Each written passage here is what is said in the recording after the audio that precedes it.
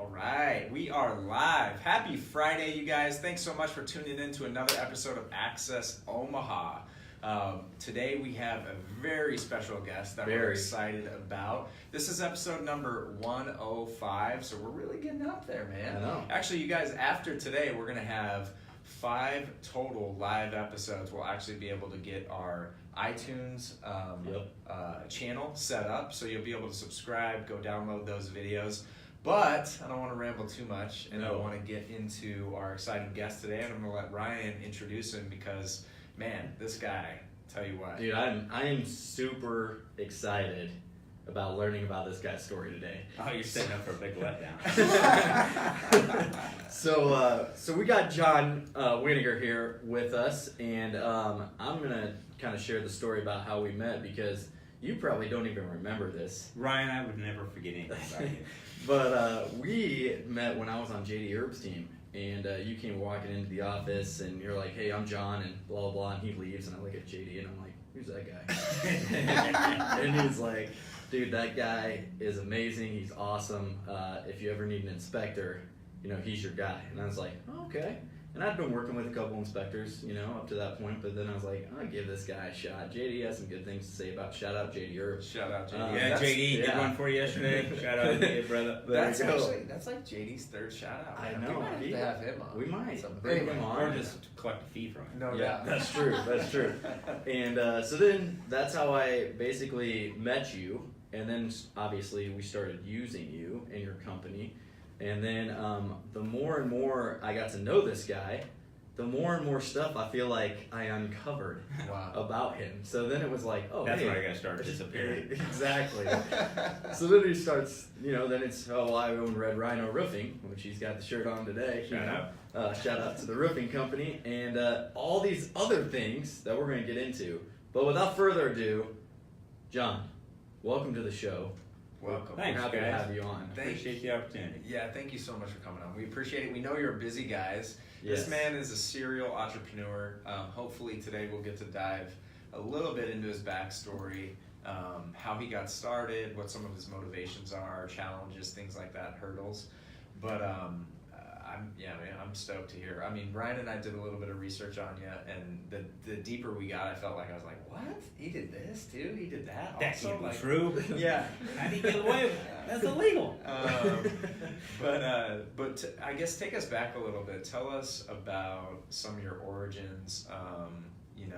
What your backstory is a little bit. Give us a 30,000-foot view, or go as deep as you want. But tell us how a kid from Coon Rapids, Iowa. Yeah. A kid who grew up on a farm in Coon Rapids, Iowa. How you got from there to where you are now. Now, that's God's country for those who've never been to Coon Rapids, Iowa. Good to know. Yes, Yeah, it good is. to know. Yes, it is. I grew up on a farm. There's 10 brothers and sisters, 7 sisters, 3 boys. Wow. We grew up in a awesome family, a very close family. Even today, we all text and communicate back and forth on a regular basis. Yeah, I even call my mom every day. Wow. That's Mama's boy. we got mom. No, my mom's just awesome. Okay. She's just I like it. Good I like glue. it. Good glue. Yeah. Farming, huge farm family. Mm-hmm. I mean, Dad, I think we were just all born to be farm labor. Yeah. During the 70s and 80s, and then during the 80s it was really rough. Basically, first we went broke and as a family, and Dad did. I mean, I consider farmers the original entrepreneurs because they have to be thinking outside the box all the time to be able to survive. Doing the same thing every year, traditionally doesn't work. Mm-hmm. Even today, as technology and things change in that industry, it's a challenge. I thought I'd farm all my life. I grew up and we had corn, and I had my own corn, hogs, beans. Graduated high school and had 400 acres of crops, like I said, and comes 3 days before school starts in Northwest Missouri State. This is kind of a good little story. And I planned on farming all my life. I just love it. Yeah. Still would today if I could. And a buddy of mine, older guy, I think he went to school longer than I did, asked, hey, can I use your truck to haul my stuff down to Northwest Missouri State? And I'm like, well, heck, yeah, I'll just go on with you. And at the time, I was a guy who wore a cowboy hat, big old belt buckle. Sure. I'm like, yeah, I'll go on down there with you. And we went down and Did hauled you have an everything. accent too? Like, yeah, sure. Yeah, hell, you're gonna tell you what. Yeah, I did. I don't think I did. So we loaded up everything, took it down there, hauled it, unloaded it. That Friday night, we went to a fraternity party at the Phi Sig house down there for those Phi Sigs that would be catching us. And it's such an amazing time. The next day, I signed up for classes. Wow. And had to go home and explain to my dad, how I was no longer going to farm. And, he was extremely disappointed because I was the last one who had the potential of farming because my first two brothers didn't make it economically, and a couple brother-in-laws had filed bankruptcy, and it was a tough world, but he understood, but still, and me and my dad were best buddies. Yeah. And so, yeah, that's ended up going to college, and I had a truck, so then I had to get a fuel economic car. Yeah. And so I went up to Carroll, Iowa, told my dad I was going to go get an escort. He's probably like, what? Yeah, well, I needed something that get really good gas mileage. Came home in a Camaro, Z28 Camaro. Man, he was mad. Yeah. He was paid. I can say that on the probably now. I don't care. But no, it was a pretty good time. Interesting. Yeah. Cool. So then what? Tell us about Northwest Missouri State. Yeah, I've led a pretty exciting life for the most part. Selling all my farm, stuff. I left with a few bucks in the bank, and the next, 12 months I blew it all on partying and having a great time. As you do in college. Yeah. I had a really good time. The party was me. It still is you. Yeah, well, without the alcohol. Yeah. So between the time I was 19 and 21, I totaled 6 cars. Wow. Had 4 OWIs. The last one put me in the hospital. Wow. In Carroll, Iowa. It was the last day of school of that year, and I think I was kind of bragging at the time back in the day. I think I had 34 beers the day I died, or that last accident. Wow. I don't know if that's bragging or stupidity. Wow. Combination. Yeah. But anyway, that was 29 years ago. Wow. I haven't drank since. So. Jeez. Right after that. What a turning point. Yeah, no, it was a huge point in not only my life, my family's, the alcohol in my world, it did control my world. It also affected my parents significantly and those brothers and sisters around me. I think that, I'd say I have a very close family. Yeah. I think that time was one of those points that really brought us really close. Yeah. Wow, that's cool. Yeah, I just, between friends and family, and too, you go through an event like that, the guys that you're partying with and hanging out with at college, you think you're gonna separate from you, and some of them did. I wasn't gonna go back to school that year, and ends up that 3 of my buddies said, "The hell you're not. Yeah. We come and get you." They came up to Coon Rapids, Iowa, picked me up, and took me back to college. And 3 months later, I bought a bar.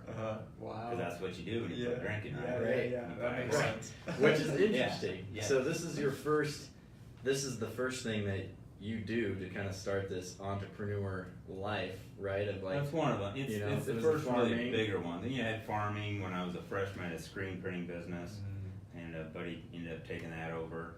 I had I'd started buying a rental property. The bar I bought with three friends from college. Sure. Two of them exited the next year because they themselves had a little drinking problem. And then one of my buddies, Jason Brown, who's actually one of my best buddies today still, lives up in Blair actually. We see each other all the time. He quit drinking about 10 years ago. He had a significant issue as well. But I had all those guys that exited the bar after I think 2 or 3 years. And I stayed in, and we turned it into a heck of an operation. It held 1,000 people. What was the name? Can you tell us? World famous Outback. Okay. Yeah, I mean it was world famous because I think people Clearly. from China and Russia and other countries came there. That's awesome. Yeah, it was a lot of fun. Yeah. So, but that was probably my biggest. And then I ended up buying, one of the competing bars next door. Just a lot of other fun stuff. Started developing some of the old buildings uptown in Maryville, turning them into apartments, and yeah, and then Everything else kind of followed. I remember, I think it was, I blame a girlfriend at the time that I had for a while for selling everything off. And, Okay. you know, but whatever. You Yeah. know, life changes. You know, it probably ran its course after 6 or 7 years of doing the bar business, but it was a great experience. I mean, economically, it allowed me to buy a bunch of cars. That's not a good investment. Any notable ones you want to Oh, God. mention? I think I'm on number 288 Wow. cars, and that's not a joke. That's stupid. You know, I've had a lot of Dodge Vipers. In college, one of my favorite cars was an IROC Camaro convertible. Okay, yeah. Love that car. Brand new Corvette. My very first car ever was a brand new '93 black Corvette. And that was a cool car. It had Wang on the license plates, which I still have the plates, but don't have the car. Yeah, just lots of cars. So how'd you end up in Omaha though? What brought you here? Actually, I had moved to Des Moines with my girlfriend at the time, and that ended about 30 days later, as they do, and moved in with a buddy of mine over there at the time, or a guy that was a friend of my brother, excuse me, and he was doing home inspections for a company called Amerispec. Okay. And I'm like, I wasn't doing anything. I'd sold the bar and everything, had a few bucks in the bank, and I was playing the board of trade and trading stocks and working a little gig that, you know, I walked into a dealership to buy a car over there, and they asked, you know, asked me what I did, and I paid cash for the car. They're like, you know, what do you do? I said, nothing. And they, what? They were, I'm like, Semi-retired. Yeah. So they say, you want to sell cars? I'm like, sure. You know, so the next day I came in and started selling cars. That was fun, actually, selling GMC trucks and stuff. That was a good time. And then got more to talk to my buddy about the inspection thing, and my oldest brother Doug, who worked for the parent company of Amerispec, which was American Home Shield, said, hey, let's think about doing this. So I said, hey, we can go to Omaha. There's an opportunity to open one there. So we started Amerispec here in Omaha, and my brother Doug at the time was dating a lady from Carroll, Iowa. He was in love, and I'm telling you, this women thing will do it to you. He's like, well, I don't think I want to work as hard as you do, so I'm going to move back to Carroll, Iowa, and go back to work for American Home Shield, which he did, and he's got 3 awesome kids, been married for 20 years probably. Wow. Yeah, something like that. Awesome. And then, so after that, my buddy from Des Moines came over here as a partial partner, and he was in love, and he moved back to Carroll, Iowa. I'm like, nobody is going to partner with me again because they'll end up married in Carroll. Yeah. So, and he's got 4 kids. I'm like, that'll happen too. So I ended up buying back, and then we grew Amerispec with, you know, had a lot of great guys and team members that still work at that company there today. Yeah. We built it into the largest inspection company in the nation. Right. Just 10 different states, right? we're in 8 states. 8 states. markets. Okay. Yeah, Wow. 8 markets, and Dallas, Fort Worth, Vegas, Kansas City, Des Moines. So, with your hand in Amerispec, did you have the opportunity to go to these other markets to help open operations? Was it more of a franchise type thing? Well, Amerispec is a franchise. I was a franchise owner, Okay. Franchisee, and I got to go to all the other markets to help train and you know, launch the market. Really, my forte in the business is I'm a pretty good home inspector. I think I can smell what's wrong with the house. Yeah. But my forte really is the communication, taking care of the customer, how do you handle the transaction, but marketing to the agents and making them understand how we differ from the competitors. Yeah. You know, earning their trust and selling the point of how we stand behind our work. You know, I think that's really what sets us apart. And Cool. I'm just very devoted to that. You know, I would you know, end up in a lot of situations where I'd rather lose money than do somebody wrong. But Make sure you do right by the customer. Yeah. That's always important. Anything you're in. yeah, It's very important. It is. So walk me through, obviously this isn't the last thing that you've endeavored on or when basically started. Yeah. So we're starting to hear this more and more throughout your story that, oh, I went and started this, I went and started this, like the entrepreneur thing, you know, and it's all different shapes and sizes, different industries. What are we doing currently that you're involved with or that have your hand in it, and how did those doors open up? Like, what did it? So I'll speak on a couple of them that I know of, Okay. and you can fill in the rest. Okay, so we got the inspection company, right, which is Inspectix now. Shout out to Inspectix. There we go. You got Red Rhino Roofing, Yep. right? Yep. We've got Beauty First, Correct. and those are the three that I'm obviously aware of, but we know that there's more. Yeah. There's Red Termite, which is a Okay, small company, yep. but we're starting to get some Yep. traction there. And then there's a company I started about a year and a half ago called Venture Out. Okay. That's a business brokerage to help folks buy and sell businesses, traditionally in value of north of $1 million. Okay. I love that because I love helping other people, experience the entrepreneurial side of things. But it's not for everybody. That's the one thing I Like realized. Nebraska, Yeah. right? What's that? It's not for everybody. No. Nebraska, Yeah. you know? Just like Nebraska. It's like our motto. Yeah, but everybody, foresees that. I love it because everybody sees the business owner. He's making all the money. He's doing all these great things. But when they realize at the end of the day, really, what owning a business is about, yeah, it's got its upsides if you want to work your ass off. Yep. Can I say that? Yeah. You're fine. It's got all those things if you want to really devote yourself to it. But it's got a lot of responsibilities. It's got a lot of, like when this morning I had to drive to Council Bluffs, take care of a customer that was unhappy after you moved in a house, something happened, right? That's not fun. That's not enjoyable. Sure. But I love the experience afterwards because he was excited and happy after we took care of him. But there's all those. Well, last night I was still working at 10 o'clock. Right. Yeah. Not everybody else is doing that, right? Yep. But that's who I am. That's what I love. I love the process of building. I'm not necessarily a very good day-to-day operator running a business. Yeah.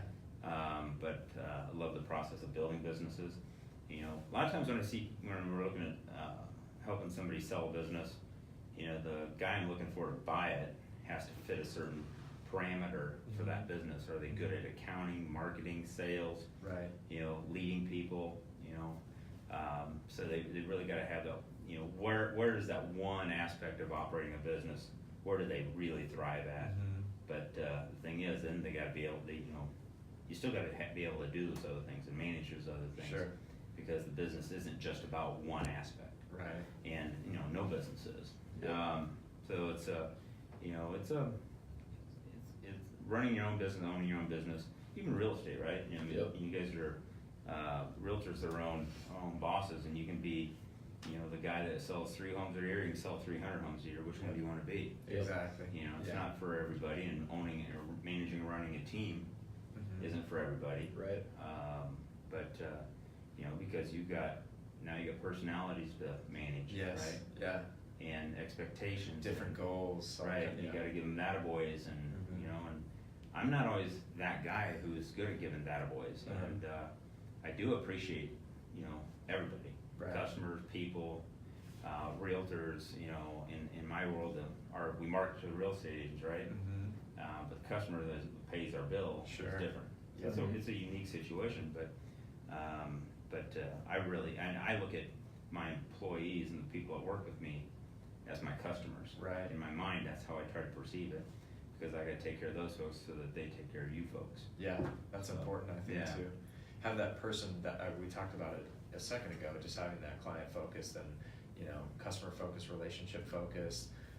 Those things are so key to set yourself apart, but also to help you thrive and grow eventually too. And I find oftentimes that the more you put into or pour into your relationships, it may not pay off right away, but the net benefit down the road is so much greater. No, and I look at if anybody asks me really what's my most valuable asset, has nothing to do with financials or product or car or anything. It's my relationships, my real estate relationships. Consider people like Ryan not just customers. I consider them really good friends. Right. And I'll do anything for any of them. I think call me anytime, day, night. I'm going to take care of them. But my friends that are the ones I spend all my time with, I have a lot of what I consider really close, great friends. Yep. Relationships to me are you can't you can't put enough value on them. Yeah. Because they'll No, always it's- be there if you take care of them. That's so huge, and I know that you and I have that same Yeah. mentality, that it's so key. You know, when you find people that you enjoy being around, that you Mhm. want to work with, it's very important to double down in those relationships to help Yeah. build them up. You know, the value benefit that you're going to get will come, right? Yep. But Yeah. if you pour into that relationship to help them, it's almost more rewarding than helping yourself. Yeah, and you can surround yourself, that you hear this from everybody, but you surround yourself with great people. Right. But if that great person doesn't have a great attitude, great outlook on life, who, you can't just be a taker of life, you gotta be a giver. Giver. Yeah. And because I think the give and take, you gotta give to receive. Right. As the older people get, the more I think they realize that's true. But Uh-huh. I'm a huge believer in just taking care of other people, regardless of what you perceive you're going to get back. But Right. as you guys probably understand, the whole idea of doing things for other people just for the way it makes you feel, Uh-huh. Yep. to me that's you can't beat it. Yeah. And yeah, so what if I get to buy a car because I take care of people, right? Right. They look at that. No, I mean, to me, many things I feel that I do in my life, I do just for the fact of doing because it makes me feel good. Exactly. Wow. Yeah, and that kind of moves me into, as we listen to your story and as we relate with you, I think the question we always ask, these light bulb questions, like, and for you, as we're hitting on this, like, when did you realize that your most important asset is building and cultivating relationships with people? Like, did that start with your family? Did that start with something that happened in college? Or when you first started doing business? Like, if you could pinpoint, or maybe it's not a specific moment, but like, where did you realize that, like, yeah, this is what's going to help me be successful? That's a good question. I guess I've never really looked at it that way. But one thing I've always said is, back when I quit drinking, Uh-huh. I needed the alcohol at the time to loosen myself up so I could talk to people, right? Oh, yeah, yeah. And when I quit drinking and bought the bar, I became the guy people wanted to talk to Yeah. because I owned the bar, which Uh-huh. meant nothing. But they want, that's just the case when you're a guy in college and you're dealing Right, with college shit. right. And it Oh, my became- buddy owns this bar. Yeah, Yeah. yeah. And I love the energy, but I love the fact that I just wanted to make people feel good. So when they came in, saying, "Hey, great to see you," I got that from my dad. I remember this is a long story, probably get nowhere, but at my dad's funeral, one of my classmates, her father was standing at the back of the funeral home. Her name's Jennifer Colbert, was her dad, and he was crying, older guy, and I go back to him and said, "Hey Jerry, great to see you, thanks for coming." And he says, "John, your dad was, because this guy worked at the local co-op, and he was the guy at the Okay. back doing all the labor Yeah. work, not one of the front office guys. He was the guy shoveling corn, Sure. and loading trucks, and overlooked by most people. Mm-hmm. But my dad would be the guy who'd grab a cup of coffee and take it back to Jerry and Wow. say, "Hey Jerry, how you doing? Great to see you." He's that guy, and Wow. and so I got that from my dad. That from that time, Jerry told me that story. He says he's the only guy that ever gave me any attention. Wow. And now he was gone. He said he didn't know who was going to fill his shoes. Uh-huh. So I mean that hit me pretty good, and it just always stuck with me. And that was 16 years ago now. My dad's been gone. Jeez. Wow.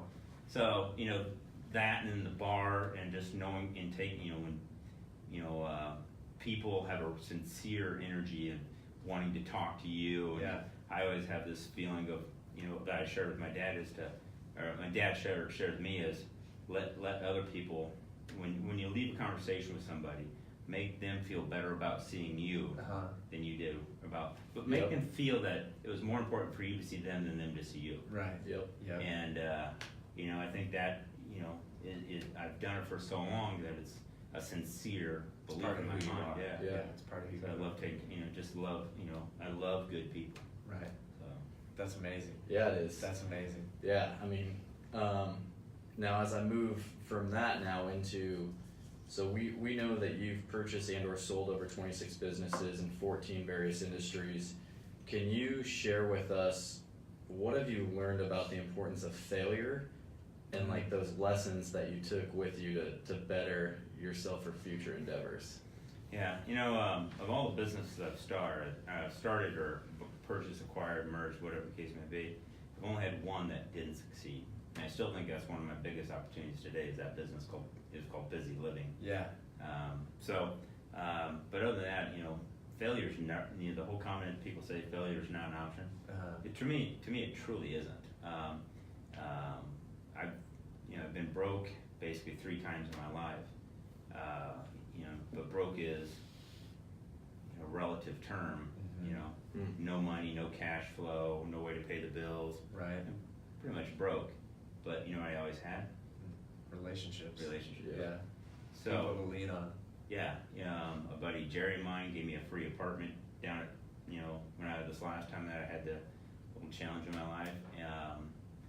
Without that, I don't know what I've done. Had buddies that were willing to co-sign loans for me. Borrow me money. They trusted in me. They believed in me. And we're not talking $5,000. We're talking serious money to start off ventures, but they also know I've never failed at a business. Yeah. That doesn't mean I didn't struggle. I've made plenty of mistakes at many of the businesses I've owned and operated, but the worst thing you can do is not learn from that mistake. Right. And even then, you learn, but you may not learn. Even there, you still may make failures and trips. Yeah. And, even at Beauty First, I made a lot of mistakes there. I think when I first acquired the business, I didn't have a chance to prove myself because it was it's a business full of women. Sure. Here I am coming in thinking, I'm going to make a difference in this world, but lo and behold, we worked through that and got some awesome. One of the ladies that was the original at that company when I purchased it is the lady that is running that today, and she's doing an amazing job. And, awesome. And the whole company is. We're actually doing it better today than we've ever done. Wow, that's amazing. So, and sometimes you gotta be smart enough, about running business, is know when to get the hell out. Yeah. Yep. Yeah. I don't need to be in that business. I don't trust the people that are operating it. Exactly. So that's. Did you guys hear that? I hope you guys heard that. Yeah, that was a little nugget. That was a little nugget there. Could you repeat that? Yeah. See if you remember this. Yeah, see, to run a business, sometimes you need no one to get the hell out. Yeah. Right. So you have to find people you trust. And you trust power. And you got to trust and believe in people. I see, once again, as a business broker, I see a lot of businesses that if you take the owner out of the business, it's done. Right. Instantly. I think that's the case with most businesses. Yeah, sadly. Well, we all think we're more important than we really are. Right. We are not. We're not the business. Right.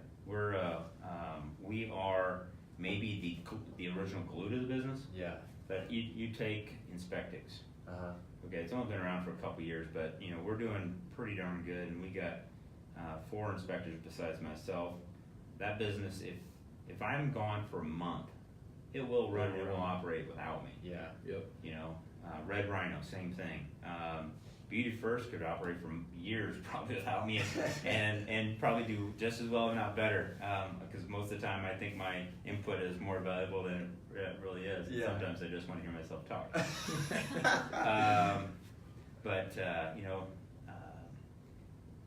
The thing I see a lot of business owners do is they don't believe in their people.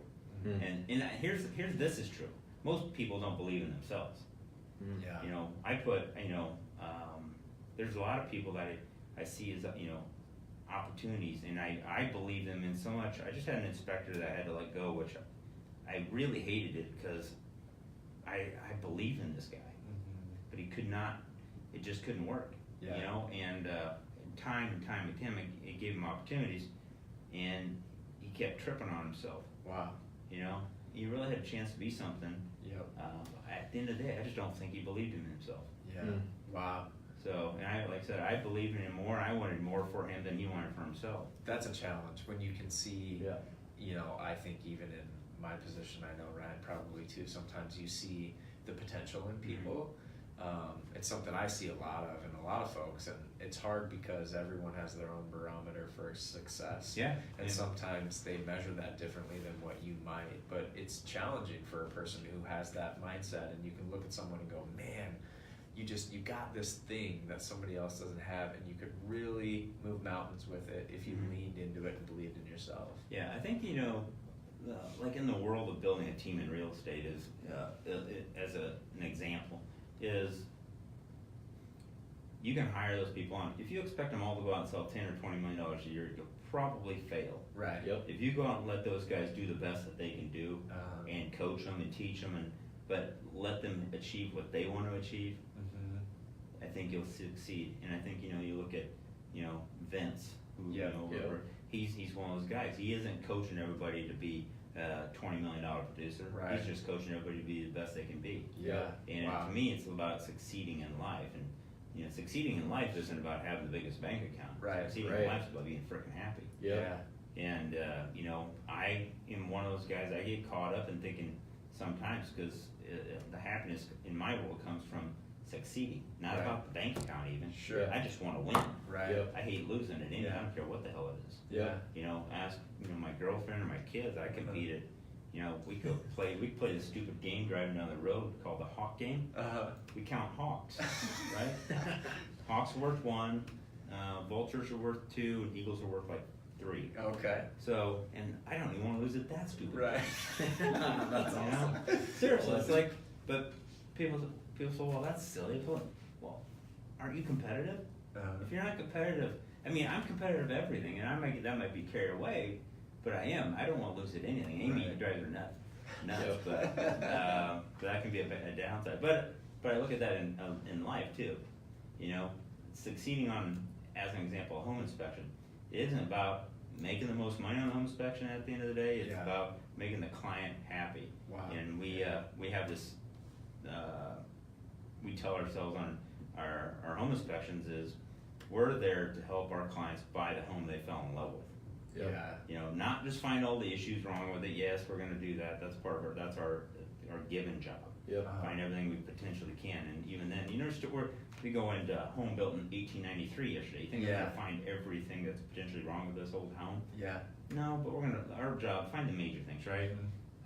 But I want to make that lady or the guy or that couple, those people, they found that home that they're like, that's the one we're buying, right? Right. Yep. So my job as an inspector is to help them, love the home that they fell, that they decided to buy. That's powerful, because I know, man, I'm sure Ryan can speak into this too, but I've had transactions before, and some of these guys, some of these different companies around town, you feel like they're trying to make it their job to scare somebody out of purchasing a house. And those guys exist.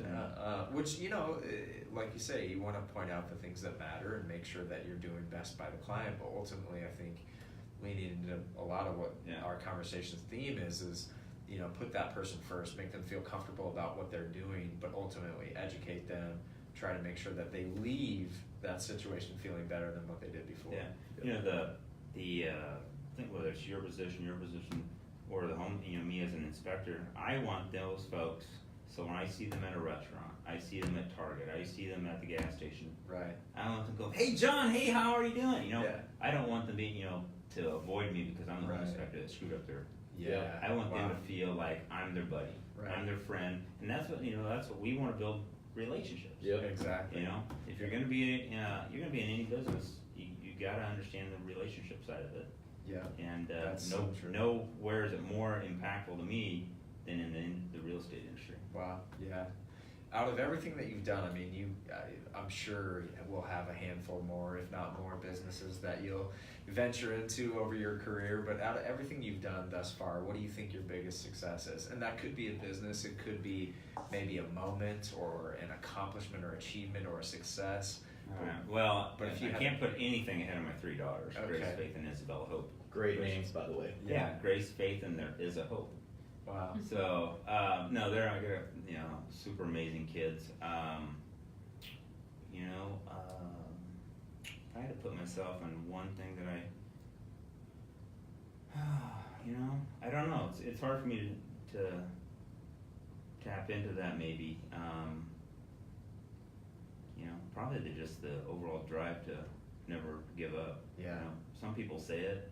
Yeah. But I've had my back against the wall so many times, and I put myself there sometimes because I'm a gamble. I'll put it all on the line. Sure. In some cases I shouldn't. But I don't.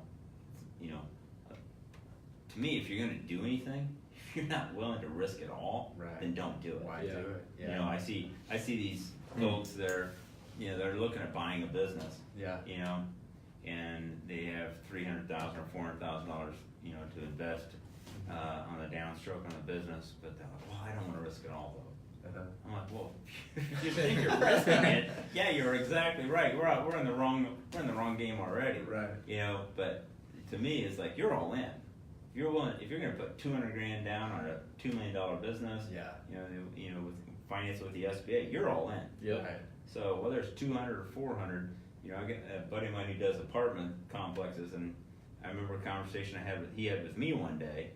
He said he was nervous about signing this loan for $20 million to build this apartment complex. Well, that'd scare a lot of people, right? Yeah. Yep. But I said, how much was the loan on this other property over here? He goes, well, that was only $4 or $5 million. I can't remember.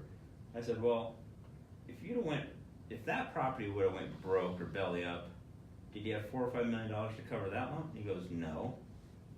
So if the $20 million one goes belly up, what does it matter? Right. What's the difference? Yeah. You know, you're willing to risk it all on the $4 or $5 million, then why wouldn't you do it on the $20 million? A lot. The downside's the same. The upside's 4 times greater. Right. So why wouldn't you do it? Yeah. So yeah, but he refreshes my brain on that one every once in a while. Yeah, but and you know he's a guy building a $125 million project right now. Yeah. Wow. So you know, to me, like I said, if you're gonna do something, go all in. Listen to that, guys. I love it. So Go all in. Yeah. I love that. I got to follow up on that one real quick All right. too. Is then, you know, for your greatest success, something that I appreciate you going through that. But if you had to pick what your worst failure was, or let me rephrase that a little bit, or your greatest challenge that you've overcame through your career. well, hand down alcohol. Yeah. Yeah. Hand down alcohol. Okay. Yeah, that Okay. was a game changer in my world. I would be dead today. Hands down. Wow. Yeah. I some of those car accidents. I mean, the very last car accident I had, I went off a curb at about 80 miles an hour, S curve. Wow. The old story of like a lot you hear people say it's like a lot of accidents happen within a mile of your home. Yeah. Voila, it was within a mile of my house. Wow. And went off the S curve at like 3 o'clock in the morning. The car jumped the next, you know, as it hit the S curve, it jumped. The car laying on the pavement. I got thrown out of the car at that time. Car ended up ended up looked like a piano when it was done. Wow. And I got thrown against a fence down in the ditch, which is right above the river. And you know, it's probably 60 feet drop to the river, but it had a hog wire fence at the top of the Oh my gosh. thing I got caught up in. Yeah. And this was in May. That saved you. Yeah, May, so spring rains, the rivers were running full. Yeah. If I'd fell, I'd have been dead. Wow. You know, and I ended up cutting my tongue all the way across, had a slight fracture in the jaw, scarred, bleeding all over. Remember, I was wearing Z Cavaricci pants. Oh gosh, Z Yeah. Cavaricci's. And- I remember yeah. those even. Yeah. And I was a freak about clothing in college. I've going from a farm kid. Yeah. You know, there's another whole story there. I got tied up with some beautician who wanted to make me a model in college, and Oh geez. so she got me into all this other crap, and so I had these Z Cavaricci pants on, and I remember getting in the ambulance after this. I'm going, they're all bloody. I'm like, anyway, yeah. I had, you know, car accidents where I slammed into trees at 80 mile an hour. I had hit electrical transformer in my hometown at Wow. one evening at like 3 o'clock in the morning. Drunker than 700 Indians, and took out the power and knocked off all the wheels on my IROC Camaro. I was Yeah. sitting in the middle of the street, it's foggy as hell. Here comes another local drunk. So Wow. yeah, I mean, so it's been a crazy ride, but the quitting alcohol was a game changer in my world. Wow. That's awesome. Thank you Yeah. for sharing that. Yeah, for sure. That's deep. I think, you know, we always have to end with this question with everybody on our podcast.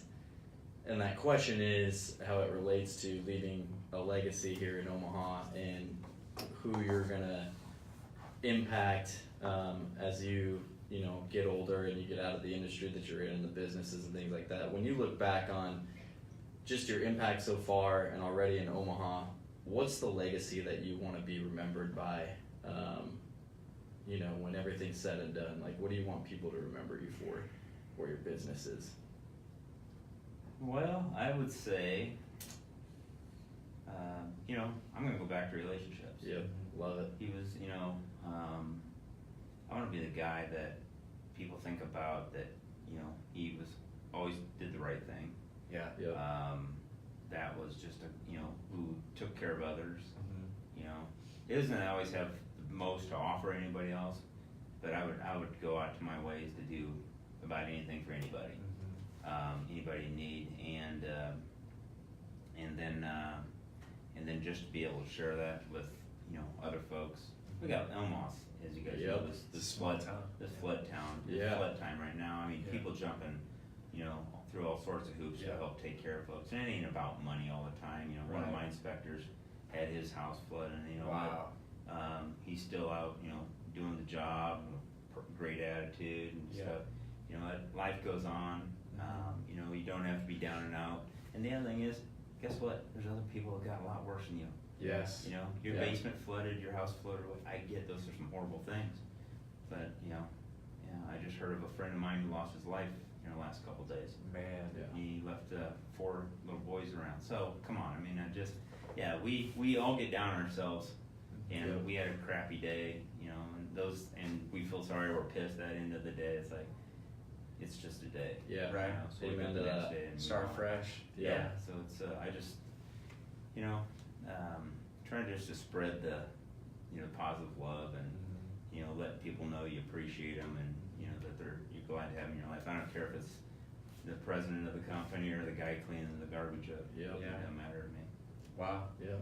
That's awesome. I mean, that's why I do business with this guy, and we do business together. Is like you said, it's this network of people that love each other, love being around each other, care for each other. Like you said. I think that's one of the things when I first met you. I was like, I knew you're my kind of guy. Your energy, you're the right person. Yeah. I love being around Brian Hutter. Well, I appreciate that. I love being around you A too. lot of people would agree with that sentiment. I love you too. Thanks, buddy. Hey, no hugs. And we'll save those for after. Yeah. Well, listen, man, we really appreciate you coming Absolutely. on. Thank you so much for sharing. Man. Nice talking with you guys. Yeah, it's been awesome. You guys, this man here, you need to definitely get connected with him if you're not.